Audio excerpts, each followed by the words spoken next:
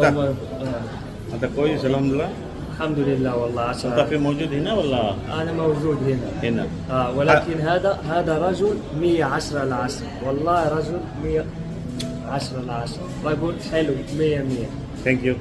ತಲಾಲ್ ಕುಟುಂಬದವರೊಂದಿಗೆ ಮಾತುಕತೆ ನಡೆಸಿದ ಡಾಕ್ಟರ್ ಸಿಕೆ ಮೌಲಾ ಶರೀಫ್ 2008ರಲ್ಲಿ ಕೇರಳದ ಪಾಲಕ್ಕಾಡ್ ಮೂಲದ ನಿಮಿಷಪ್ರಿಯ ಎಂಬ ಮಹಿಳೆ ನರ್ಸ್ ಆಗಿ ಯಮನ್ಗೆ ಕೆಲಸಕ್ಕೆ ಹೋಗಿದ್ದು ಯಮನ್ ನಿವಾಸಿ ತಲಾಲ್ ಹತ್ಯೆಯಲ್ಲಿ ಆರೋಪಿಯಾಗಿದ್ದಾಳೆ. 2017ರಲ್ಲಿ ಆರೋಪ ಸಾಬೀತಾಗಿ 2018ರಲ್ಲಿ ಗಲ್ಲು ಶಿಕ್ಷೆ ವಿಧಿಸಲಾಗಿತ್ತು. ಈ ನಡುವೆ ನಿಮಿಷಪ್ರಿಯ ಕುಟುಂಬ ಗ್ರ್ಯಾಂಡ್ ಮುಫ್ತಿ ಶೇಖ್ ಅಬೂಬಕರ್ ಮುಸ್ಲಿಯರ್ ಅನ್ನ ಮಧ್ಯಸ್ಥಿಕೆ ಬಯಸುತ್ತದೆ. ಅಬೂಬಕರ್ ಅವರ ಭಾಗಿದಾರಿಕೆ ತಲಾಲ್ ಕುಟುಂಬದೊಂದಿಗೆ ಮಧ್ಯಸ್ಥಿಕೆ ಅನುಕೂಲ ವಾತಾವರಣ ನಿರ್ಮಿಸಿ ಇದೀಗ ದೇಶವೇ ಅತ್ಯಂತ ಕುತೂಹಲದಿಂದ ನೋಡುತ್ತಿದ್ದ ಫಲಿತಾಂಶ ನಮ್ಮ ಕಣ್ಣ ಮುಂದೆ ಬಂದು ನಿಂತಿದೆ.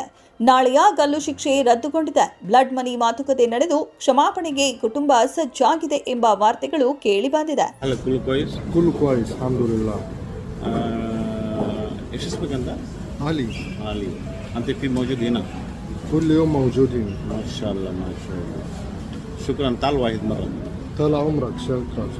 شكرا.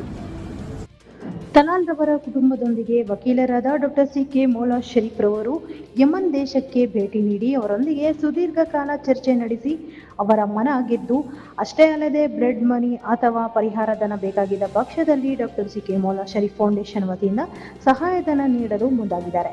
ಡಾಕ್ಟರ್ ಸಿಕೆ ಮೌಲಾ ಶರೀಫ್ ರವರು ಮಾತನಾಡಿ, ಭಾರತದ ದೇಶ ಮೂಲೆ ಮೂಲೆಯಿಂದಲೂ ಹಲವಾರು ಭಾರತೀಯರು ಹೊರ ದೇಶಗಳಿಗೆ ನರ್ಸ್ ಕೆಲಸ ಸೇರಿದಂತೆ ವಿವಿಧ ರೀತಿಯ ಕೆಲಸಗಳಿಗೆ ಹೋಗುತ್ತಾರೆ. ಆದರೆ ಭಾರತೀಯರು ಎಲ್ಲರೊಂದಿಗೆ ಶಾಂತಿ ಸೌಹಾರ್ದತೆಯಿಂದ ಬಾಳುವವರು. ಅಂತಹವರು ಒಬ್ಬ ಮನುಷ್ಯನನ್ನು ಹೇಗೆ ಕೊಲೆ ಮಾಡುತ್ತಾರೆ ಎಂದು ಪ್ರಶ್ನಿಸಿದರು.